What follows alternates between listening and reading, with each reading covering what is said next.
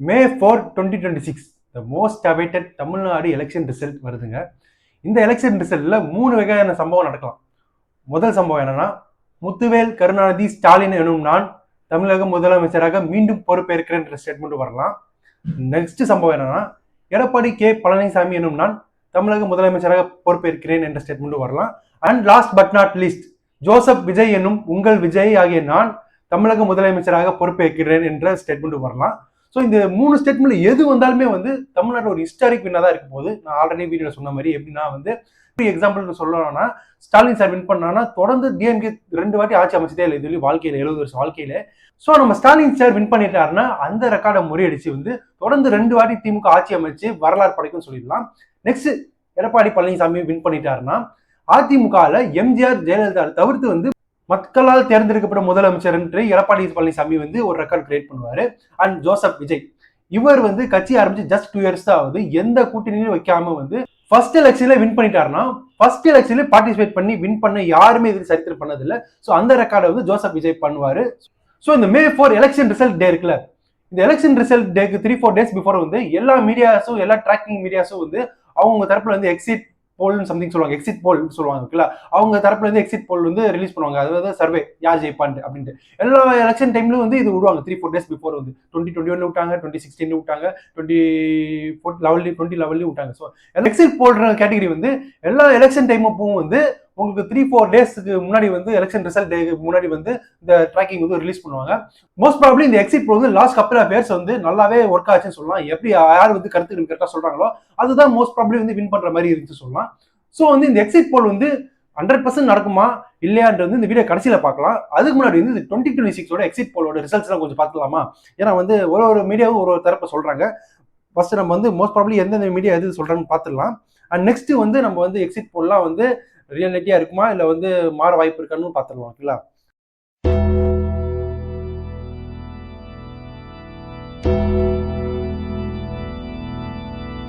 Tamil Nadu exit போல் 2026 இதுல வந்து various கேட்டகரிஸ்ல வந்து மீடியாஸ் எல்லாம் இருக்காங்கல்ல, அவங்க வந்து கருத்து கணிப்பு எடுத்திருக்காங்க.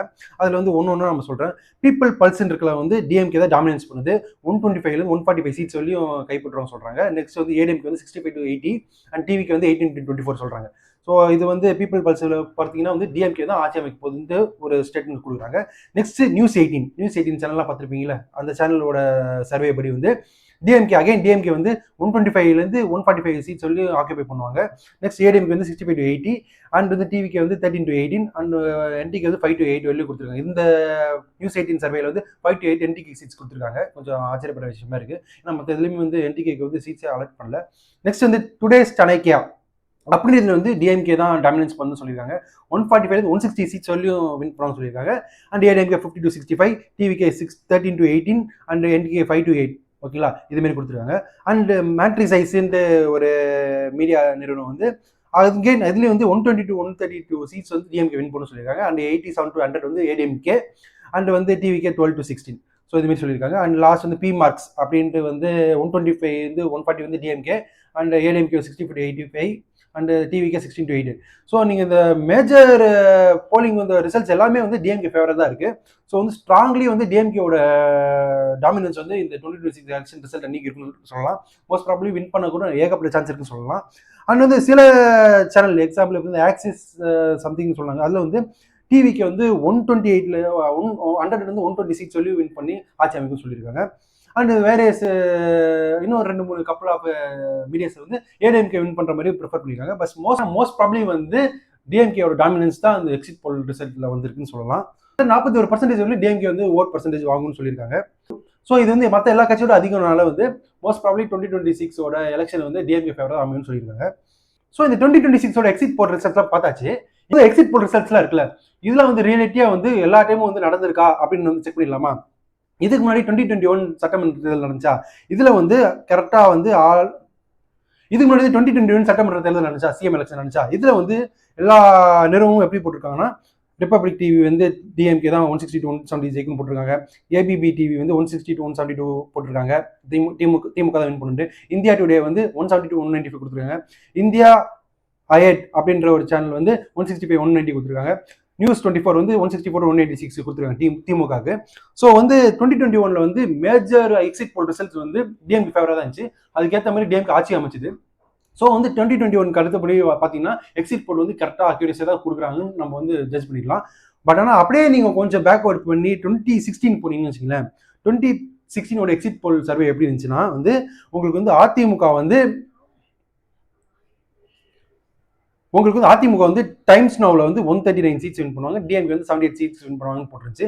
மற்ற எல்லா சர்வேல வந்து இந்தியா டுடே வந்து 89 to 101 அதிமுக வின் பண்ணும், டிஎம்கே வந்து 124 to 140 ஜெயிக்கும்னு போட்டுருந்தாங்க. அண்ட் ஏபிபி வந்து 95 to அண்ட் ஏபிபி சேனல் வந்து 95 வந்து அதிமுக வின் பண்ணுன்ட்டு, திமுக வந்து 135 வின் பண்ண போட்டுருக்காங்க. அண்ட் நியூஸ் நேஷன் வந்து 95 to 99 வந்து அதிமுகவும் அண்ட் திமுக வந்து 114 to 118 போட்டிருந்தாங்க.